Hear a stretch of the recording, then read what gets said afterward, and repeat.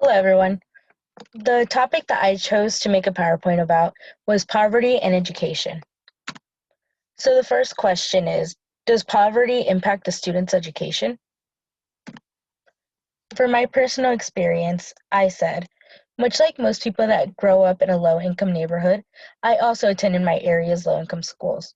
I have first-hand experience on how different my school was from a higher income area. Schools around my area always had low resources like teachers, staff, and sometimes even the essentials like paper and pencils. Teachers weren't getting paid enough, which caused them not to care about their students' education. Funds were so low, there were rodent and cockroach infestations in almost every building. Only those who were motivated and determined enough to leave this lifestyle put effort into their studies, and those who didn't would repeat the cycle of working a low-income 9-to-5 job. So, back to the question. How does poverty impact a child's education? Children, regardless of income, need proper housing, food, and much more in order to succeed in school.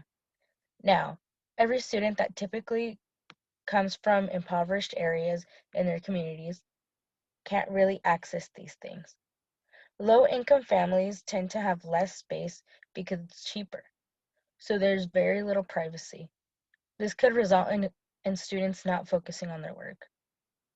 According to Michael Ross, who wrote the article, What We Get Wrong About the Poverty Gap in Education. Government organizations and community organizations have had a theory that the reason why poorer families don't do well in school is because either they don't do well in academics or because their family doesn't really expect it. In some cases, they assume that this was because the mother of a poorer child wasn't so nurturing. But in reality, these theorists um, who came up with the stereotype or the concept that poorer families weren't that like they didn't put in effort into academics. Um, they didn't give them the resources that they needed, which would be like financial help, help with food, help with housing. They were giving them things that they didn't need, basically. Programs meant to help poorer families. Preschool programs were created because theorists thought that poorer mothers didn't nurture or show much affection towards their children, which would cause them to fall behind academically. So these children were enrolled in preschool. They saw that children with wealthier families would behave the same as children who came from lower income families. So the concept of sending poor children to preschool, and they thought that by having a mother figure, a maternal figure in their life that cared for them would increase their chances of becoming successful in school. But when they saw that children that came from higher income families, they reacted the same. They noticed that that wasn't the reason.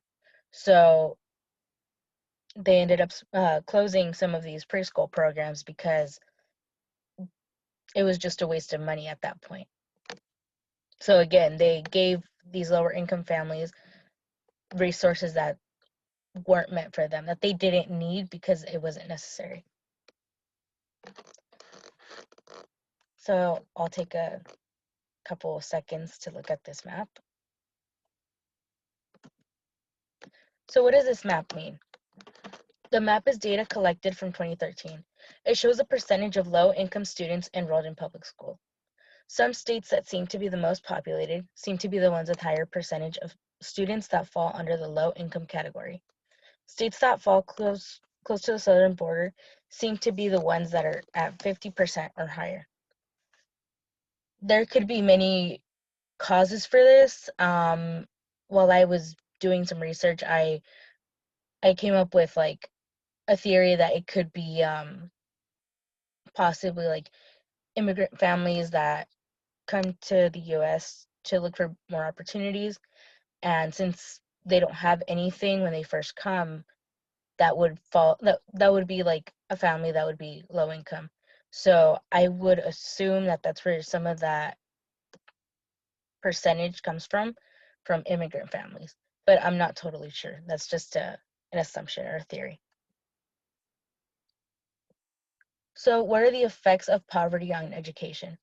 Some effects include motor skills, ability to concentrate and retain information, higher risk of dropping out, and lower test scores.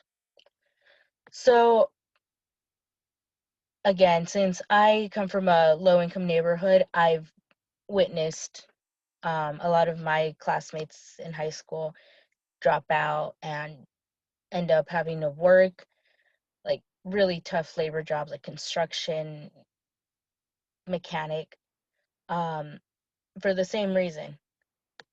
They, there wasn't effort put into their education. So why do students drop out again?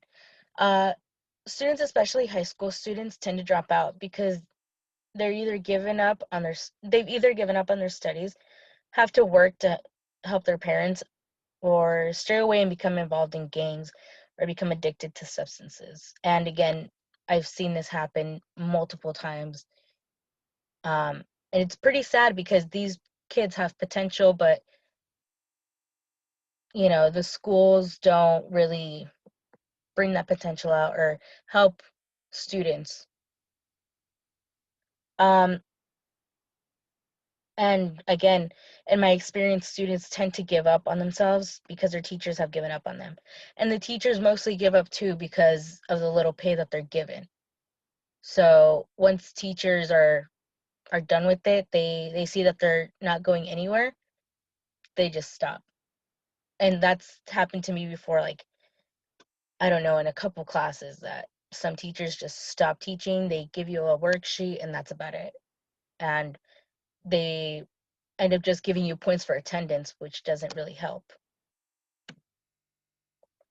Um, Times have changed. Isn't the dropout rate still is the dropout rate still high? Well, according to the Arizona Department of Education, as of 2019, the dropout rate tends to be higher for students who are homeless. For example, Alhambra High School, which is part of the Phoenix Union District, has 11.54% of students who are homeless and that have dropped out.